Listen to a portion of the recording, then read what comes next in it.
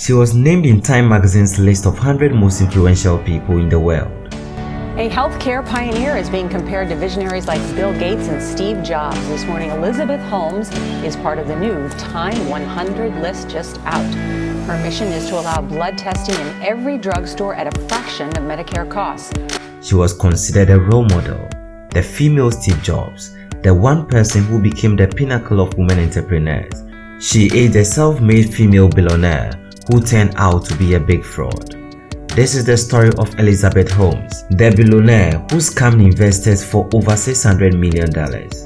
Again, it is a story of fame, lies, fraud, regret, and prison sentence. My name is Bernard and you are watching Ben Express. Let's begin.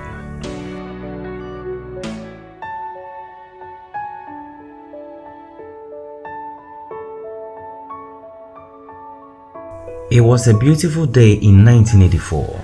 The month was February and the day was on the 3rd. A beautiful lady was born in Washington, D.C. and was named Elizabeth Holmes. Her parents were renowned personalities in the United States. Her father was a vice president at Enron, an energy company that went bankrupt in 2001. Her mother was a congressional committee staffer. Their lineage proved that the Holmes family was one of the richest in America. Born into a rich family, Elizabeth pursued education and attended St. John's School in Houston, where she developed a great interest in computer programming. She later explained that she started her first business selling C++ compiler to Chinese universities. Her parents were very particular about her education and made sure she never lacked anything academically. In 2002, she attended Stanford University and studied chemical engineering. She performed marvelously well during her stay at the school. She came across a technology entrepreneur who became a huge part of her life. Ramesh Sani Bhawani, a Pakistani-born Hindu who immigrated to India and then the United States. The two met in Beijing when Elizabeth Holmes went on a trip as part of Stanford University's Mandarin program. She was just 18 by then and had just graduated from high school. Bhawani, on the other hand, was 19 years older than Holmes and was married to another woman, but his marriage came to an end abruptly. He divorced his wife in 2002 and then began a romantic relationship with Holmes in 2003. She later worked as a student researcher and laboratory assistant at the Stanford School of Engineering. She had a great future ahead of her, and outside the School of Engineering, she decided to explore more opportunities at the end of her freshman year. She worked in a laboratory at the Genome Institute of Singapore and tested for severe acute respiratory syndrome coronavirus, popularly known as SARS, through the collection of blood samples with syringes. Working closely with blood samples, she developed so much interest in blood testing. She worked so hard that by 2003, she filed her first patent application, which was on a wearable drug delivery pack. Gradually, she was becoming a master of the art of blood sampling, and in about a year, she dropped out of Stanford School of Engineering and used her tuition fee to fund a consumer healthcare technology company. She had a great vision of doing the impossible and changing the world. With a great vision, the mission had already begun.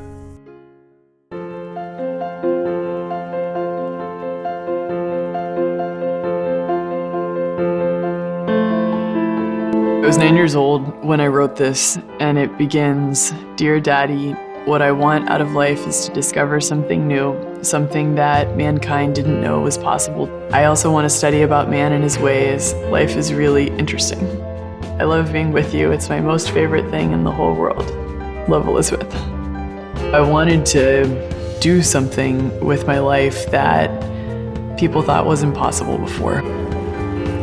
In 2003, Elizabeth Holmes founded the company Real-Time Kiosk in Palo Alto, California, to democratize healthcare. Explaining her motivation behind such a company, she described her fear of needles as motivation and sought to perform blood tests using only a small amount of blood. It was a great idea to hear, but whether it was practically possible Many of her college professors begged to differ. Even her medicine professor, Phyllis Gardner, responded to her pitch of the business and said, "I don't think your idea is going to work," unquote. He explained that it was impossible for her to accurately achieve her goal. These criticisms and denials are not something new to the world of business. Many people have been written off in the past completely, but they were able to turn the table around and see their dreams come true. Therefore, she was definitely not giving up. She had her advisor and Dean of School of Engineering, Channing Robertson, backing her idea. Later that year, she named the company Theranos. A new chapter was opened, and the Dean at the School of Engineering, Channing Robertson, became the company's first board member and subsequently introduced Elizabeth Holmes to venture capitalists who were ready to pump millions of dollars into the business. While growing up, Elizabeth Holmes really admired tech genius and Apple founder Steve Jobs. She copied his style of public appearances, including presentation and dressing. She was always seen in Steve Jobs' iconic 2007 icy-mayak turtleneck look. During her public appearances, she spoke in a deep baritone voice, which many people widely criticized her as being fake. Her family, however, maintained that her voice was authentic. Her business idea was really catchy, and with Robertson introducing her to venture capitalists, funds began flowing like a stream of water. By positioning herself strategically to secure venture capital, Elizabeth Holmes was able to raise $6 million by December 2004. She was able to pitch her technology to the extent that it was perceived as a huge innovation which was about to change the world for the best. Many investors couldn't afford to miss the opportunity to be part of a great future. By the end of 2010, the company had raised more than $92 million in venture capital. The company began forming a strong and formidable team, which was key in raising status of the company and also building trust with new and potential investors. In July 2011, Holmes met the former Secretary of State, and by the time their 2-hour meeting was over, he joined the Theranos board of directors. Over the course of 3 years, she was able to form the most illustrious board in the United States corporate history. For almost a decade, she operated the company in such a way that it was totally out of public scrutiny. Her strategy and ability to operate the company in a stealth mode meant that it was void of press releases, and the company didn't even have a website until September 2013. Even with the creation of the website, it was because of a partnership with the second largest pharmacy store chain in the United States, Walgreens. While enjoying great success and expansion, she was commended by many people, especially in the medical industry. From 2013 forward, she received outstanding media attention, which was very significant in the quick growth of the company. But later, it became the premises of her demise. She was also praised by the editor-in-chief of Medscape, Eric Topol, who described her invention as a phenomenal rebooting of laboratory medicine.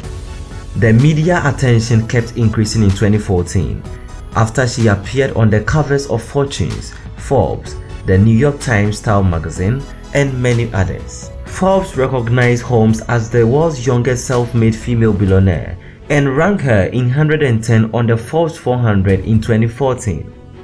Theranos was valued at $9 billion and has raised more than $400 million in venture capital. By the end of 2014, her name appeared on 18 US patents and 66 foreign patents. In 2015, Holmes established agreements with Cleveland Clinic, Capital Blue Cross, and AmeriHealth Caritas to use Theranos' technology. At this stage of her life and company, she had received many recognitions and endorsements, but one other thing the fame brought was the attention of medical purists who pay particular attention to deviances.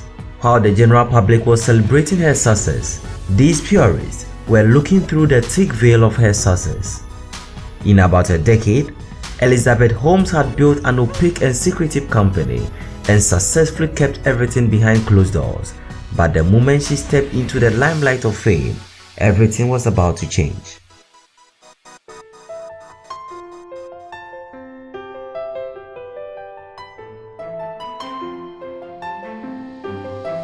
While she was making appearances on front pages of major newspapers and publications, John Carreyrou of Wall Street Journal was secretly monitoring her company. John received a tip-off from a medical expert who was suspicious of Theranos' Edison blood testing device. He initiated a secret month-long investigation of Theranos, and this adventure became an unending uncovering of fraud and criminal offenses. When this investigation came to the notice of Holmes, she initiated a campaign through her lawyer, David Boyce, in an attempt to stop John from publishing his findings. She threatened him with legal consequences and also made financial threats against Wall Street Journal and other whistleblowers. Her lawyer, David, was a well-known high-class lawyer who rose to national prominence by leading the United States federal government in their successful prosecution of Microsoft some years back. So with a lawyer of such caliber, there was no fight she was afraid of. But despite all the threats, John and the Wall Street Journal proceeded in publishing the findings, detailing how the Edison device gave inaccurate results and revealing that the company had been using commercially available machines manufactured by other companies for most of its testing. This was a huge bombshell, exposing the renowned billionaire and her successful company in an unrepairable way. John Carreyrou continued to report on unscrupulous practices the company was into, and then how Elizabeth Holmes had defrauded investors and deceived the general public and medical industry. In 2018, John published a book entitled Bad Blood, Secrets and Lies in a Silicon Valley Startup, detailing his investigation of Theranos. Elizabeth Holmes publicly denied all the claims and accused the Wall Street Journal of publishing false and misleading information. She appeared on CNBC's Mad Money the same evening the article was published. Jim Cramer said, "The article was pretty brutal," to which Holmes responded, "This is what happens when you work to change things. First they think you are crazy, then they fight you, and then all of a sudden you change the world." Unquote. She was able to fight the claims and still defend her company against any wrongdoing. In January 2016, another threatening news surfaced. This time, it was from the Center for Medicare and Medicaid Services, CMC. The CMC sent a warning letter to Theranos after an inspection of its Newark, California laboratory uncovered irregularities with staff proficiency, procedures, and equipment. The regulators proposed a 2-year ban on Elizabeth Holmes from owning or operating a certified clinical laboratory after the company had not fixed problems in its California lab in March 2016. The issue came up when she was interviewed on the Today Show, and there, she said that she was devastated that they couldn't catch and fix these issues faster. She continued with assurance that the lab will be rebuilt with a new scientific and medical advisory board to put everything in place. By July, the irregularities were not fixed, and the Center for Medicare and Medicaid Services banned Elizabeth Holmes from owning, operating, or directing a blood testing service for a period of 2 years. She appealed the decision to a U.S. Department of Health and Human Services appeal board. No matter how hard she fought the allegations, it greatly affected her credibility, causing the departure of most of their partners, including Walgreens, which ended its relationship with Theranos and closed its in-store blood collection centers. As if that was not enough, the U.S. Food and Drugs Administration also ordered the company to cease the use of its capillary tube nanotainer device, which is one of its core inventions. The years after saw a series of lawsuits directed at Elizabeth Holmes and her company Theranos.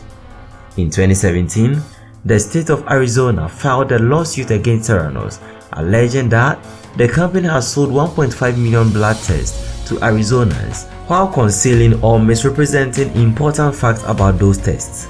This lawsuit was settled and an agreement was reached to refund the cost of the test to consumers and to pay $225,000 in civil fines and attorney fees for a total of $4.65 million.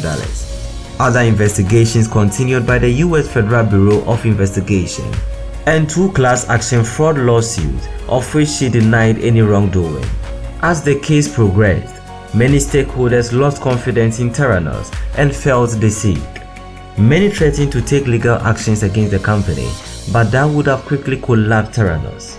On 16th May 2017, about 99% of the shareholders reached an agreement with the company to dismiss all current and potential litigations in exchange for shares of preferred stock. To satisfy this demand, Holmes released a portion of her equity to honor the agreement.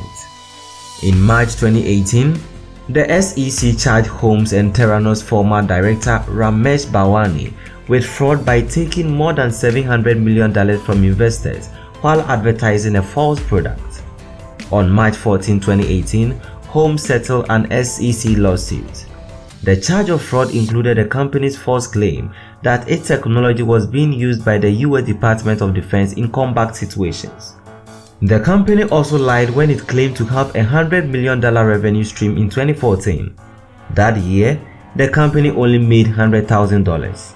The terms of Holmes' settlement included surrendering voting control of Theranos, returning 18.9 million shares to the company, a ban on holding an officer or director position in a public company for 10 years, and a $500,000 fine. The company was speedily running towards an obvious collapse. Employees were laid off more frequently. In 2015, when the company was enjoying so much success, it had more than 800 employees, but by 2017, over 500 employees had been laid off. By 2018, the company was left with less than 30 employees, and this gave a clear evidence how fast the company was collapsing. On 5th September 2018, the company announced that it had begun the process of formally dissolving, with its remaining cash and assets to be distributed to its creditors. This was just the beginning of her woes, and the United States Attorney and some victims of the fraud had unfinished business with her.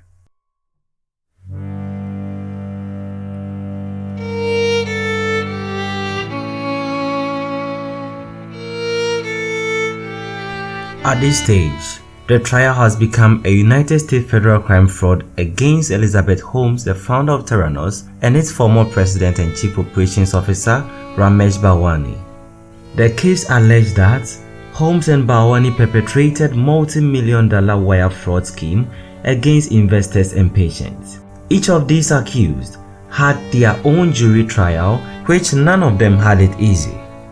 On June 15, 2018, following an investigation by the U.S. Attorney's Office for Northern District of California in San Francisco that lasted more than 2 years, a federal grand jury indicted Holmes and Ramesh Bhawani on 9 counts of wire fraud and 2 counts of conspiracy to commit wire fraud.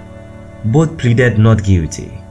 Prosecutor alleged that Holmes and Bhawani engaged in 2 criminal schemes, one to defraud investors and the other to defraud doctors and patients.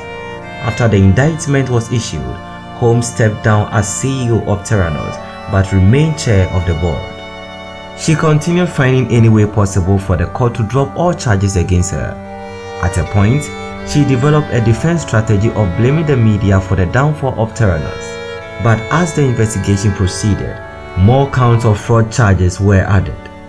In May 2022, the prosecutor added 12 fraud charges concerning test results from a patient in Arizona. It was a back-and-forth trial with new evidence surfacing every now and then and prosecutors filing indictments.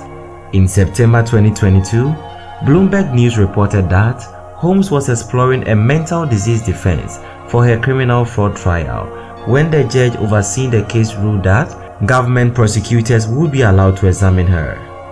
In February 2021, federal government prosecutors accused Holmes and other executives of destroying evidence in Theranos' final days in business. Her attorney argued that the government was to blame for their failure to preserve critical evidence. The specific evidence in question concerned the company's history of internal testing, including the accuracy and failure rate of Theranos' blood testing system. This case saw a lot of delays, making the proceedings last longer than was expected. Even though the investigation started way back in 2018, several external factors hindered its progress. It can be clearly asserted that it was delayed for more than a year due to COVID-19 pandemic and Holmes' pregnancy. The case was prosecuted by the United States Attorney for the Northern District of California, with Holmes being defended by the white-collar crime litigation firm Williams & Colony. After the delay had taken a good time of the proceedings, it resumed on 31st August 2021. Dozens of witnesses showed up, including James Mattis, a retired United States Marine Corps 4-star general who served as the 26th United States Secretary of Defense from January 2017 to January 2019. Other prominent investors were discussed to draw a precise picture of the extent of fraud. Former employees who were suspicious were present to disclose their findings and testify to the allegations. Evidence were provided of Holmes' role in fake product demonstrations, falsified validation reports, misleading claims about contracts, and overstated financials. There were even audio and video evidence of Holmes making inflated or misleading claims about Theranos. There were false documents claiming that Pfizer and Sharing Plug had validated the company's blood testing technology. Holmes admitted to personally manipulating those documents. She took the stance to defend herself for 7 days, but this couldn't take her out of the bad omen that was yet to come. During these 7 days, she talked about a vision of a future at Theranos, saying that it was not a crime to be optimistic about the possibility of a technology, that she herself was misled by her own expert staff. Holmes testified that she had been raped while she was a student at Stanford University and that she had sought solace from Bhawani in the aftermath of the incident. She also said that Bhawani sought control over her during their romantic relationship, which was still ongoing when the alleged criminal act took place, and at times berated and sexually abused her. But in the end, she confirmed that she was not forced to make the false statement to investors, business partners, and the company directors. At the end of the proceedings, prosecutors stood their grounds that, of all the possible ways she could have handled the company, she chose the dishonest path.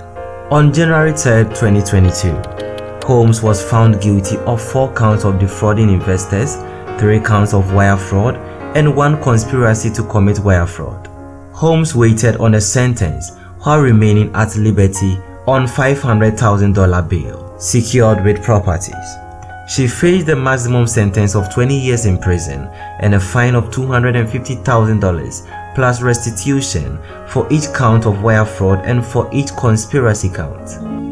On November 18, 2020, U.S. District Judge Edward Davila sentenced Holmes to 11 years 3 months in prison and ordered her to surrender by April 27, 2023. The sentence included a fine of $400 or $100 for each count of fraud and a 3-year supervised release after the prison term. She could get about 15% reduction in prison time with good behavior, which will put her sentence to 9.5 years with no possibility for parole. Before the expose and collapse of Theranos, Holmes received numerous awards and recognition from highly honorable organizations. In 2015, she was appointed a member of the Harvard Medical School Board of Fellows and was named one of Time magazine's 100 most influential people in the world. She received so many honors and recognitions all over the world. She was previously named Fortune's Business Person of the Year and had been listed in Fortune's 40 Under 40 feature. But in 2016, Fortune's named her in its article on the world's 19 most disappointing leaders. This is the story of how Elizabeth Holmes went from a genius to being sentenced to more than 11 years in prison. Thank you for making it to the end of this video. This has been Bernard and you've been watching Ben Express. Kindly subscribe for more.